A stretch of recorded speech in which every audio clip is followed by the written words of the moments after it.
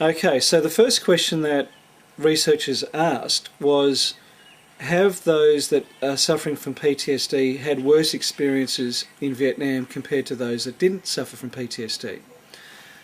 And what they found was kind of surprising, in that they found that no, all combatants had fairly similar kinds of experiences, usually very unpleasant. So it wasn't the quality of the combat experience itself which differentiated those that got PTSD and those that didn't get PTSD.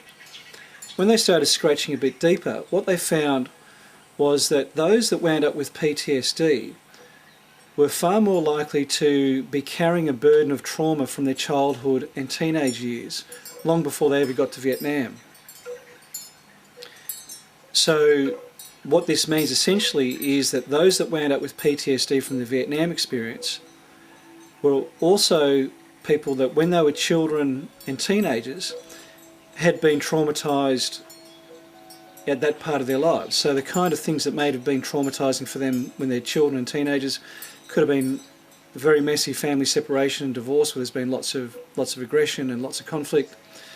the death of a parent or the death of a sibling,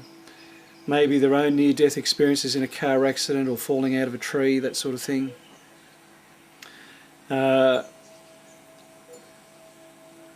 Perhaps extreme bullying at school, extreme exclusion,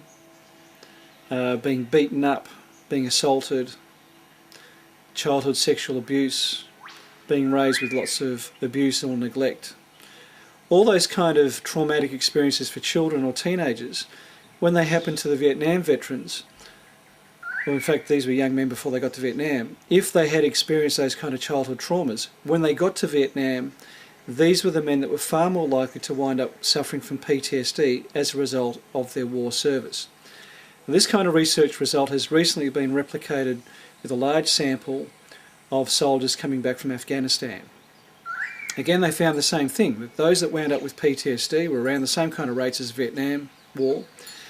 and those that wound up suffering from PTSD are those that were carrying a burden of trauma from their childhood and teenage years before they got to Afghanistan. So this kind of research finding has been borne out by more recent war experiences as well. So it's not a flash in the pan finding.